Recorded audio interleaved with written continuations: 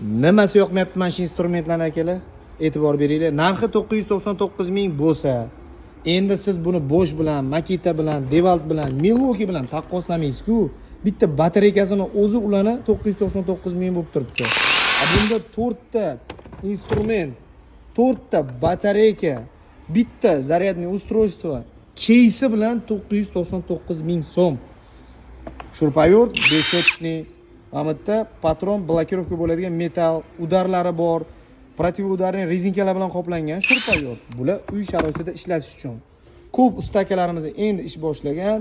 Budjet to'g'ri kelmaydi original instrument olgani, lekin nimadandir boshlash kerak-ku, ishchi, to'g'rimi? Mana shu apparatlarni olib boshlashadi. Biz aytamiz, "Aka, siz professional bo'lsangiz, to'g'ri kelmaydi" deganimizda, "Aka, budjet sal kamroq edi." Mayli, bilaman. Lekin mana shu instrumentni olmasam ishim bitmaydi degan akalarimiz bor. Hammaning ham imkoniyati zo'r emas. O'sha uchun 999 mingga apparat olib kelib qo'yganmiz.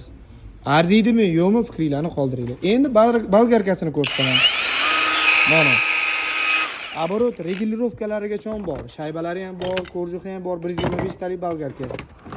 Gayka yo'q. O'zimizning JM mashinalarni 19 galovkagacha bo'lgan hammasini yechib qotirishga aqli yetadigan gayka yo'q turibdi.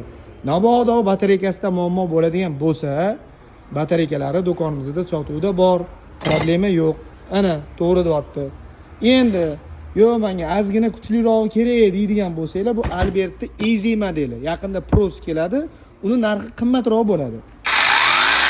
Milanodan Milwaukee'ga o'xshaydigan dizaynda kelgan 4 xil instrumentimiz bor. Bolgarkalari ham xuddi Milwaukee'ning o'zidan kopiya qilingan 4 ta batareyka, 4 ta instrument. Buni narxi 1,452 ming so'm. Arziydimi yo'qmi, fikringizni qoldirasiz. Bu ham keysda 4 ta batareyka, 2 ta faqat bunda zaryadniy устройство bor. Endi 6 talik naborimiz bor. 1,625 ming so'm. Bularning hammasiga garantiya beriladi.